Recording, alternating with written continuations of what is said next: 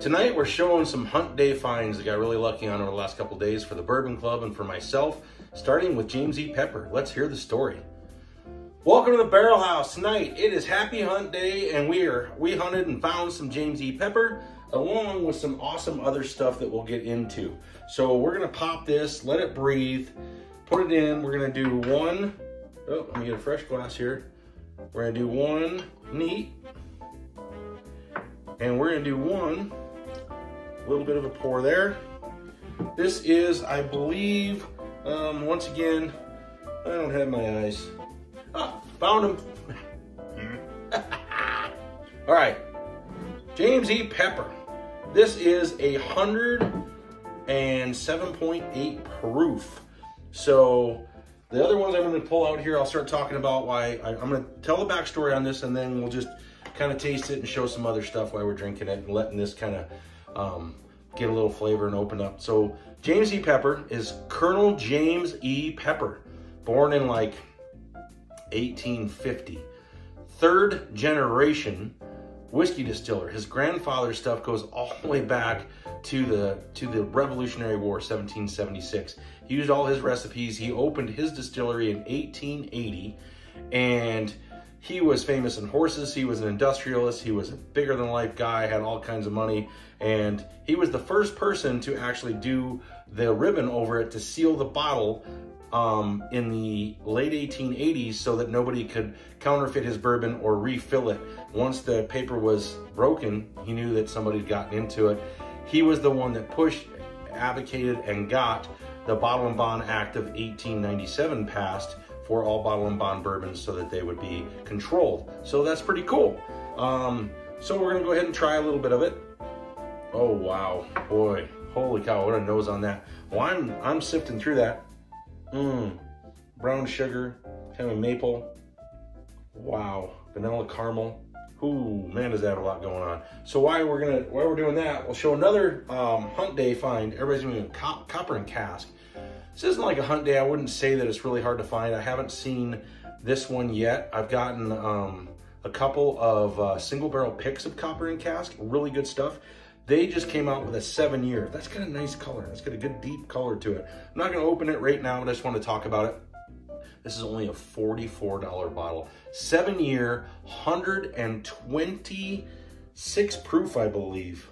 123 proof. $44 for a 7-year bourbon. Great, we'll review it soon. I'm gonna go over the other copper and cask, but I just want to show it. And so I'll set this off to the side while we give this a try. And I have two big dogs that I got really lucky on. One is going to the Bourbon Club. All like 6 or 7 of us will split it all and then try it. It'll never stay here, sadly, but amazing couple of finds, and one I'm super ecstatic about. Found it on the shelf today. Crazy. Allocated, shouldn't have been there.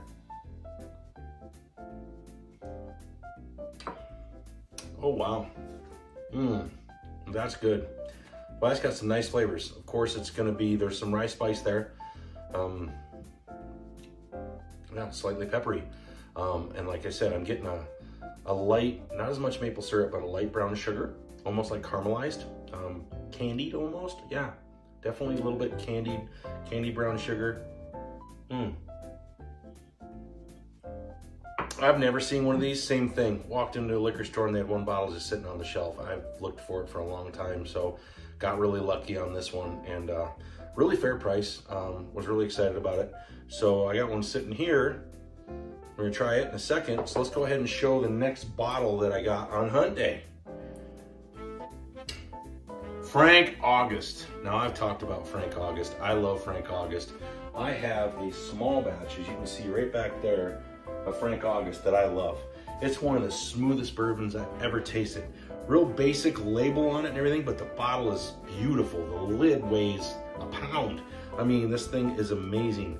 And today, I walked into my favorite liquor store, get out of the heat, because it's been smoking hot. I keep talking about that. Get in some air conditioning for a little bit, took the dog out. He loves going there, laying on the concrete. Everybody loves Ozzy at the liquor store. And walked in and was waiting for one of the guys in the liquor department that loves Ozzy to get back from lunch. So we're hanging out, looking around, and Boom, this was on the shelf, one bottle of it. I'm like, is that what I think it is?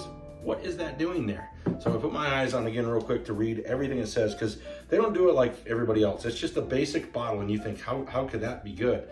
The bottle's beautiful, the lid's beautiful, but they don't go crazy on the label. So this is case study number 3, winter cover rye. Are you kidding me? There were only 3 barrels made of this. And there was one on the shelf in a liquor store. Crazy. MSRP, unbelievable. This is bottle 398 of 629 total bottles. It is 106.5 proof, and it is a winter rye. Now, I won't be opening this today, but absolutely amazing. I was so stoked about this. I mean, I was really stoked. I mean, you get 600 and some bottles, 3 barrels for the entire United States, and then it's sitting on the shelf, just with a tag.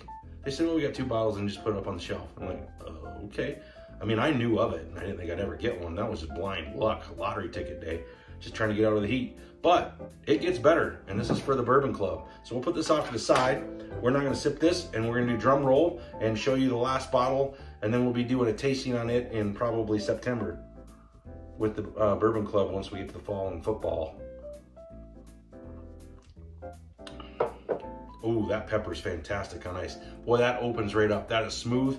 I'm getting like this immediate sweet spice, just kind of a vanilla spice. It's got a nice oak to it. That has some amazing flavors. Man, Colonel James E. Pepper, you did a nice job. He used to drive around in a train called the Old Pepper, and he was just really into that. So he was one of the original distillers and one of the first big dogs of anybody. Right up there, and they're all colonels for some reason. Every one of them, they're all colonels. So I guess you were just, if you did bourbon or did anything, maybe they were all in the war. I don't really know, but they were all colonels. So the last one, here we go. One of my absolute favorite distilleries and my favorite bourbons. We've got Russell's 15. Are you kidding me? Couldn't believe I found this today too, along with that one in the same place. Not on the shelf, but I happened to get there right after they got it. And they only got 2 bottles, and I got one. Pretty insane. This is for the Bourbon Club. 15-year Russell's 15. I've heard it's absolutely amazing. I can't wait to try it, but that's going to be at a later date, and I will definitely review it when we pop it and talk about it. But I'm really excited for that. So I hope you love the hunt day, and I hope you love hanging out with a little pepper. So one on a shelf, one on a glass. Cheers, everybody. One last sip. That drink's so smooth on the ice ball. Opens it up amazingly. Especially in the summertime. I hate warm whiskey in the summer, but that is so good. In fact, I'm gonna pour that on top of that ice. And we are gonna say have an amazing weekend. Have an incredible rest of your summer. One on a shelf, one on a glass. Subscribe if you haven't already. Hit that like button. Look for more stuff coming. Look through the review on this, eventually a review on this. I will definitely be doing a copper and cask distillery. This is if you've been watching my budget bourbon videos, look for more of those. This will be on it. I mean, at least the single barrel 5.5 year for $44 is unbelievable. So it's one of the best bourbons I've tasted under 50 bucks. Cheers.